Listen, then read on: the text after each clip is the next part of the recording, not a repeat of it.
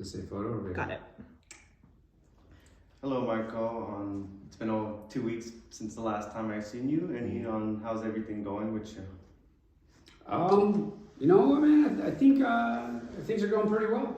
I took a lot of the stuff that you shared with me, and I actually looked into it, because I really I don't want to screw up.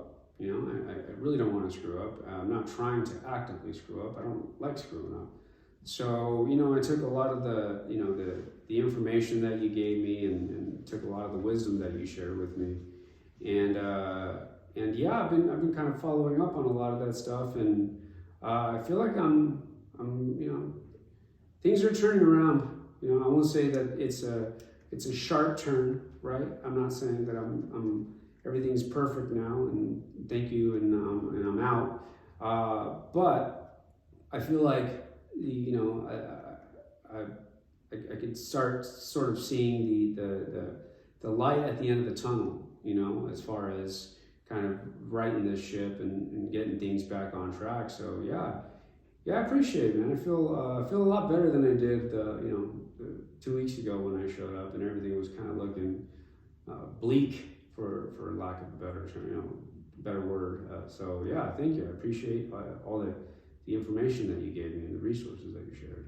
Of course. I guess was gonna wait till later, but we can recap the last one. We talked about how you were struggling in your classes. Some of the problems were retaining information or just simply grasping the concepts.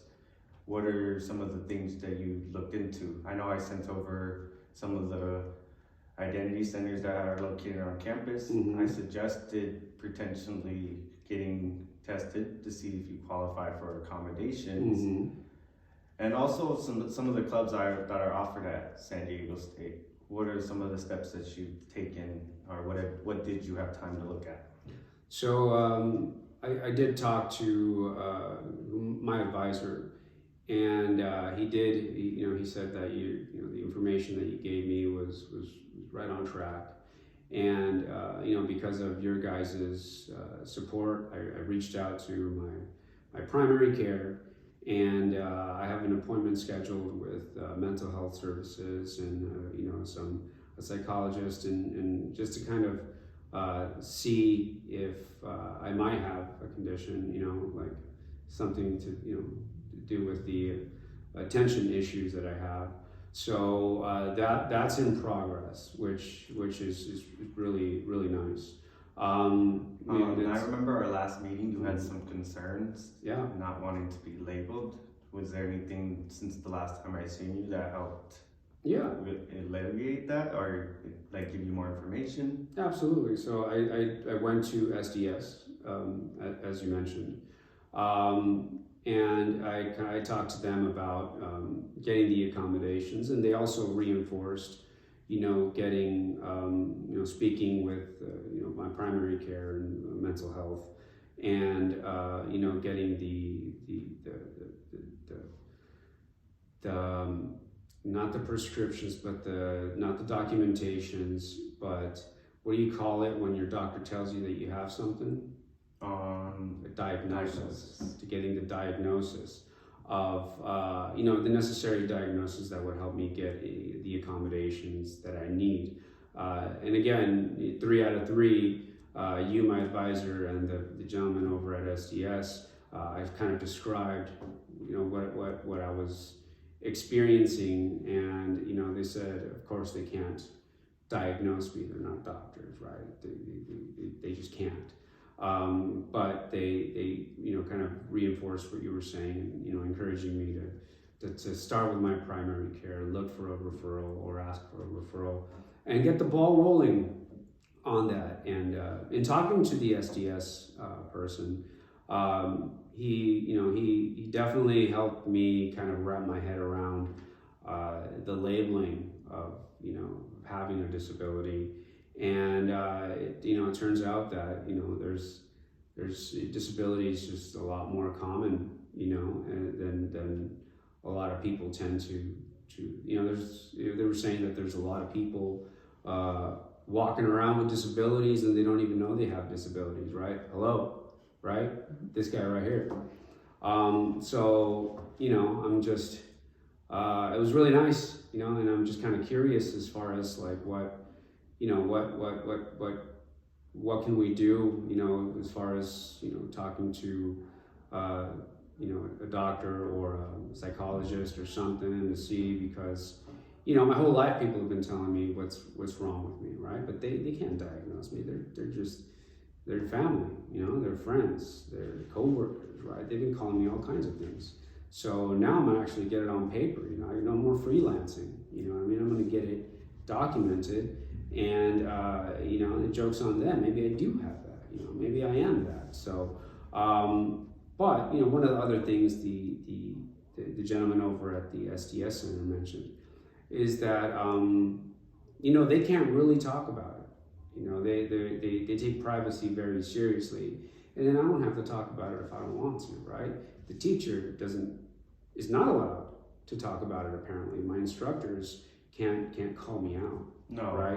Nobody can call me out. So if I don't tell anybody outside of my doctors and my instructors and counselors, then just nobody has to know. So what's the big deal? You know what I mean? Like I got secrets, just lined up. It was one more, it's a few more. I mean, possibly a few more, considering that. But that's the beauty of seeking help, is taking back your own power and being able to tell your own narrative.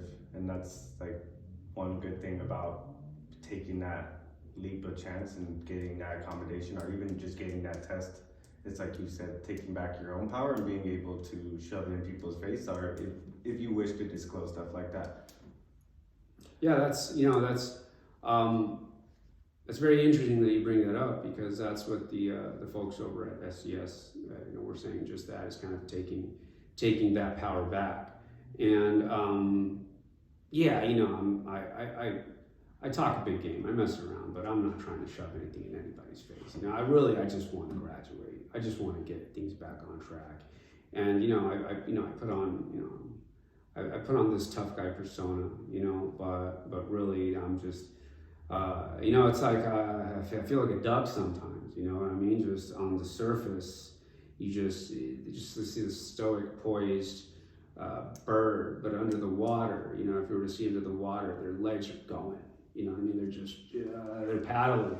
So, internally I feel like I'm constantly on, just things gears are turning, processing.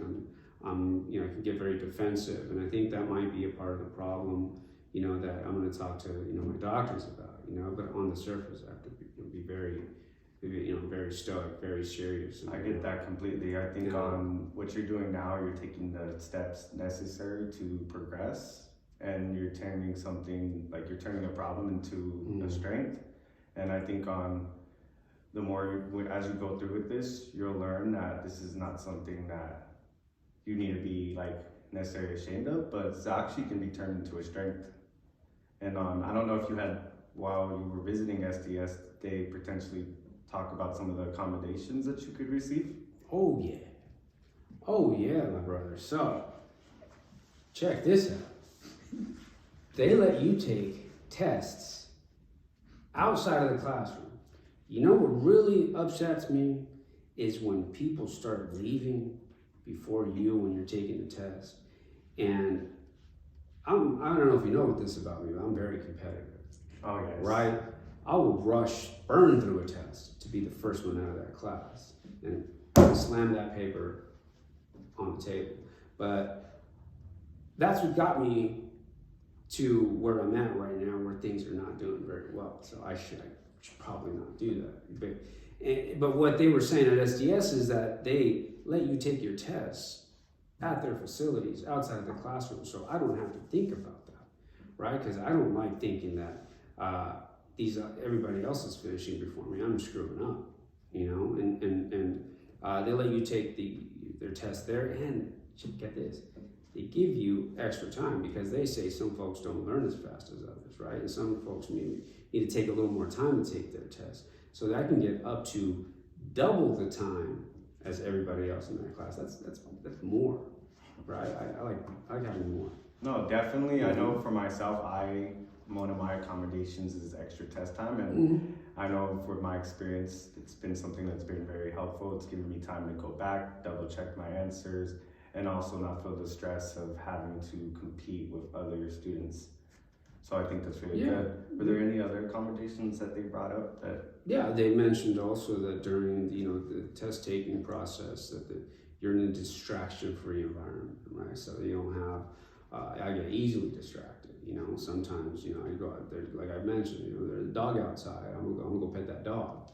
And apparently at the facilities, which they kind of walk me around a little bit, they have these rooms with no windows. It's just a I asked them, if they lock the doors. They don't lock the doors, which is great. I don't like locked doors, but there's no distractions, which is amazing, right? Who's gonna pet that dog? I don't know, but I'm gonna get that test done, and that's really all that matters.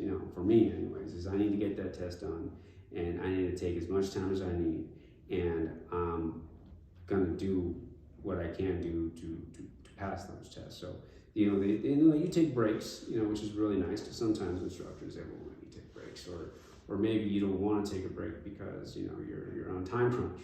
So it seems like a lot of these test proctoring services that they offer are could be very helpful, at least in that aspect, right? Take a test, which I struggle with. No, of course. I think another accommodation that I was really fond of was the potential opportunity to be able to record lectures. I know you mentioned that retaining information or just understanding some of the concepts discussed.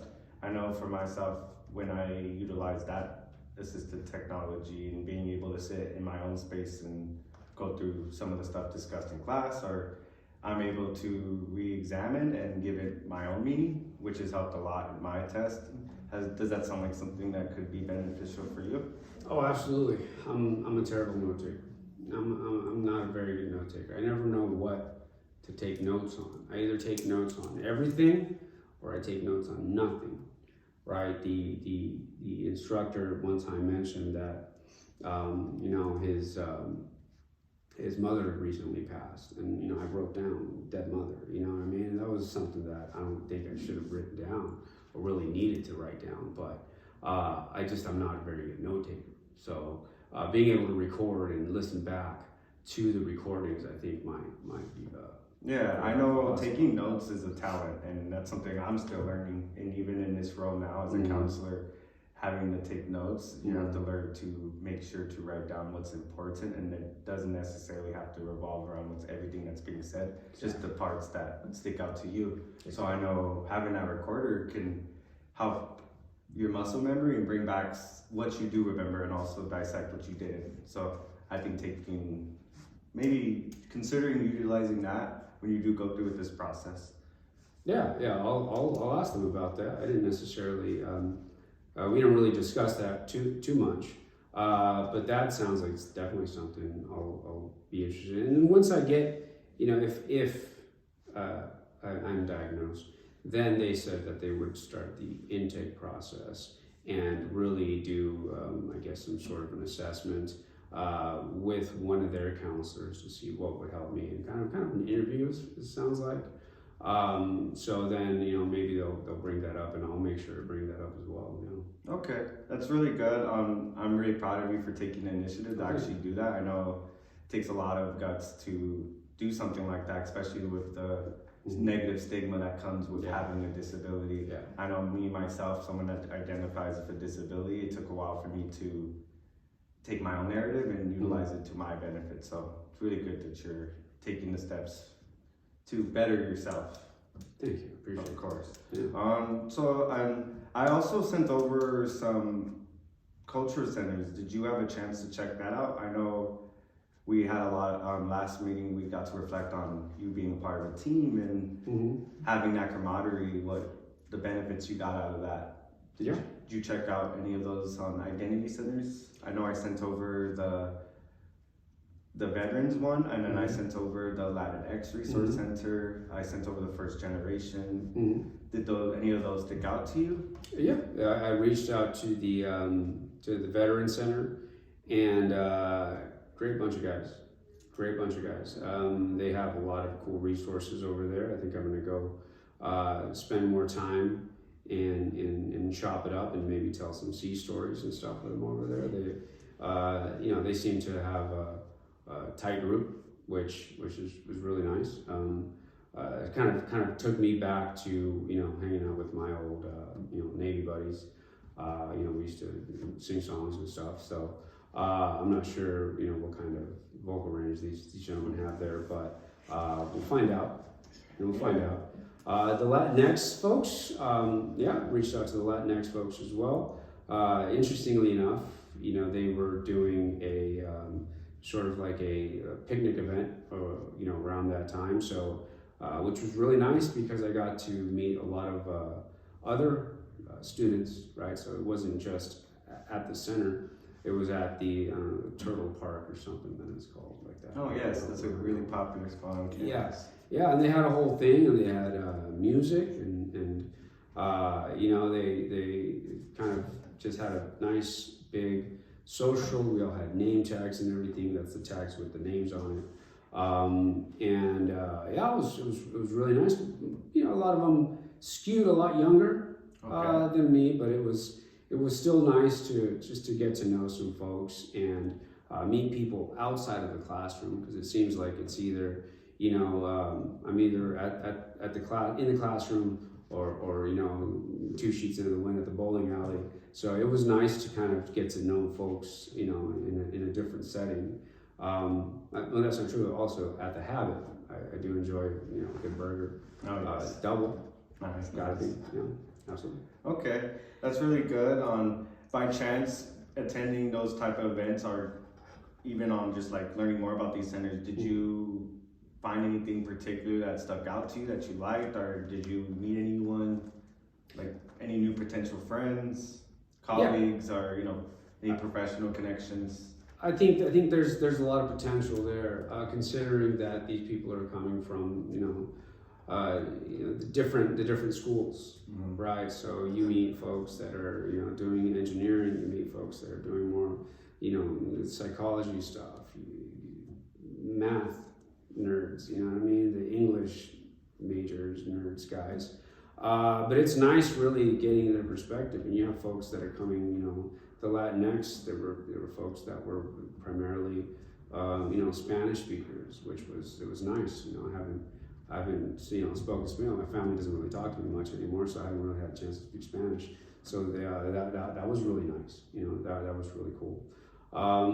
So I guess in meeting folks in the different disciplines, maybe I can kind of pick their brains and see what might sound interesting as I move forward. If in case I need to change majors or pick a major, I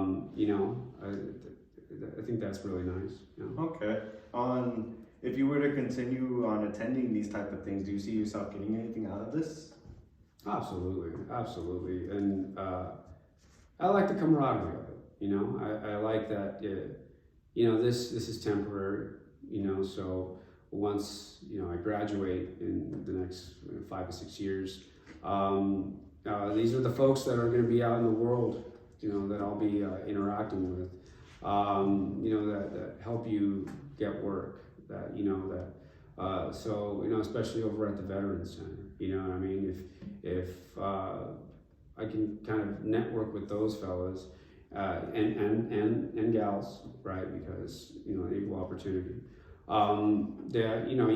You can see where these folks are working, where they're going, what they're doing. There might be more prone to working in places where they hire veterans. They're working for the VA or working for different veteran organizations or veteran-friendly organizations. So these are the folks that I feel like in the future will be out there, and even getting to know them, and having resources, through them, and not just to use them or anything like that, right? Friendships, it can get lonely, when people start kind of turning their backs on you and stuff. Like my family and stuff. So maybe if showing that I can be social and have friends, maybe that'll kind of help me ease back into, setting things right with my family and stuff. So yeah.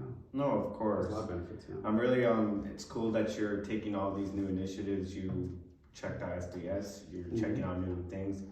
You mentioned that you don't really communicate with your family anymore, and I know we kind of touched on it at our last meeting. I know that they are somewhat supportive. Do you want to talk more about that? Yeah, I think they can be. They put up with me, but I'm hoping that when I go to talk to a psychologist, to talk to a therapist, to talk to some mental health, we can figure some of those things out. And I told them about that. I told them that I was going to go seek some mental health support, and they seem to appreciate that. They seem to like that. So like I mentioned, things are kind of, like I said, we're not there yet, right? Things aren't fixed. We're not celebrating at the 50-yard line. It's the scoreboards is looking good. We're moving in the right direction. Things are turning around. You can kind of feel. You get that feeling where the momentum's changing. So I think that's same with my family. You know what I mean? They're coming around, and I think I just have to show them. I can't just talk about it. I have to be about it. No, of course. So that's I feel good about that. Yeah. I completely understand that. I know for me and my family dynamic has never been great, and I made a lot of mistakes growing up, and where I'm at now, it's not always easy to take my word for it. So a lot of it's me proving with action. Exactly. Thank you. That's exactly what I'm saying. Do you find yourself? Is that something hard to do, having to prove yourself?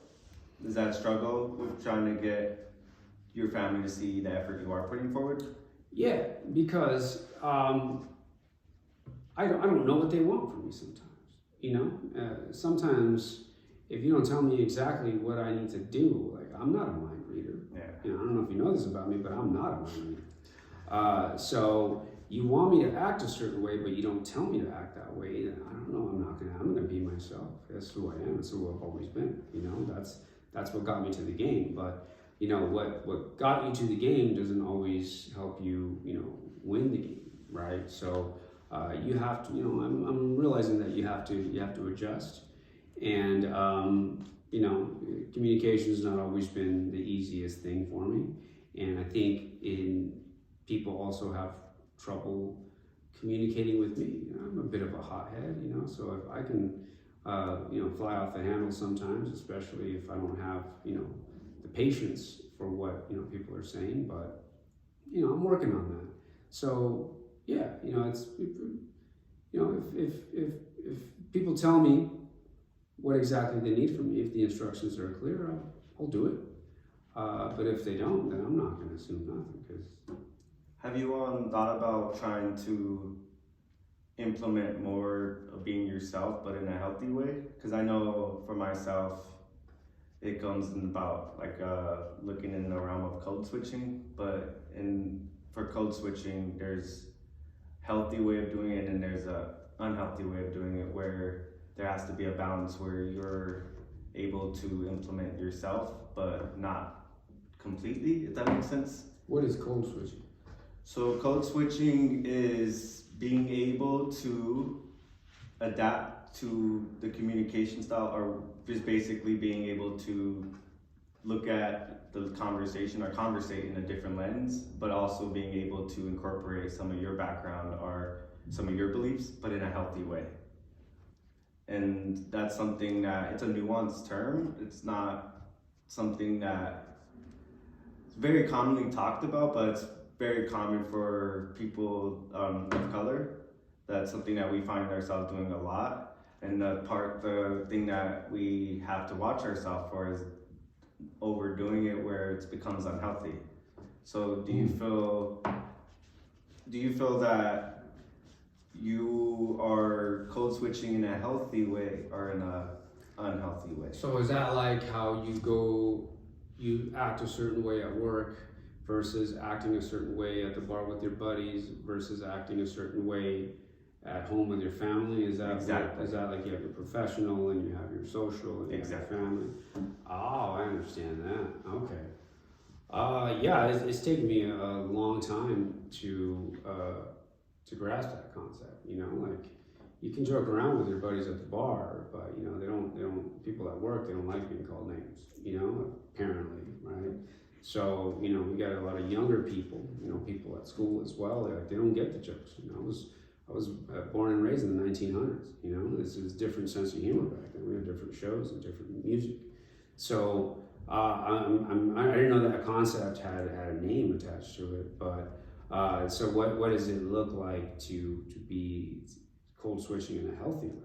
What does that mean? So code switching in a healthy way would look like being able to bring your own culture or beliefs into the conversation without fear of being judged or pushing away the conversation. Because I know for myself, navigating conversations from people from various backgrounds is not always going to be easy, and it's very easy to be labeled aggressive. Oh yeah, or offensive. Yeah. So being able to acknowledge it and distinguish a boundary of like healthy code switching could be beneficial and could help people see where you're coming from in a better light. And that's why I'm asking on, do you feel like you're doing code switching in a healthy way with your family instead of just doing what you think they want? That I feel like it's right now it's more of a reactionary. Like I have to, you know, I'm learning how to do it proactively, right? I like going into a situation, I'm finding out, don't be a jerk, you know, don't be offensive, you know. But it makes sense. I'm warming up to the idea of doing it in a more healthy way, right? Because like I said, you know, there's a lot of young people in my family, a lot of young people in my class, and I don't want them looking at me and thinking that I'm just this old dinosaur that just can't adapt, you know, and just has these crazy ideas. So you know, I do bring a lot to the table, and I think if I just learn how to express myself in a healthy way, that I don't have to. It doesn't have to be so abrupt. This code switching, right? As I move around, but yeah, I'd be interested in learning more about that. Yeah. I remember I mentioned in our last meeting that I know it's uncomfortable to be the oldest person in the room, but at the same time, this is the given opportunity where all of your knowledge and experience can help another person. So going back to code switching, being able to do it in a healthy way will open up those opportunities more and can alleviate some of that awkwardness of always feeling like you stick out in a room full of young people. And this is a lot of stuff that I've had to navigate coming to, like when I was a student at SDSU as a non-traditional student or as a transfer student. Yeah. For the record, I'm not that much older than these other students, so I just want to make sure we just... Oh yeah, no, okay, I'll get that right now. Yeah, thank you. Appreciate that. Yeah, so like, I'm really glad that we're having this conversation we've gotten to talk about some of the stuff, we touched back on all the stuff we talked about in our last meeting. You checked out SDS, I'm still going back to the lack of community, that's something that can be really beneficial in some like an environment like this, like having people that can see the effort you're putting forward and see where you're going. Yeah, you know, I think a lot of the stuff that you brought up during our first meeting, I think I've been touching on, and you know, now adding this code switching or healthy code switching, I guess as you put it.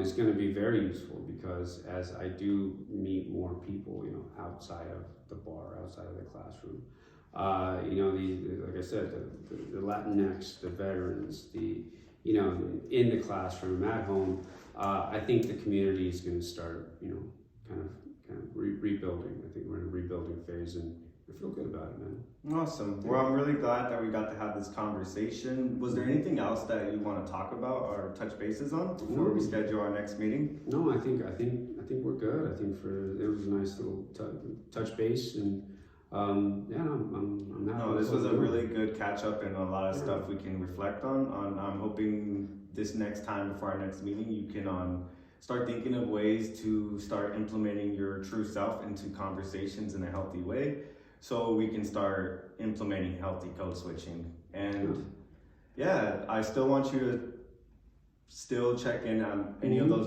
clubs that I mentioned, where you can still find, that competitive competition. Yeah. So there's still that, and I would love to hear more about any of those clubs that you might find interesting. But yeah, it was really nice talking to you. I will schedule our meeting for the next 2 weeks. Sounds good. Thank you.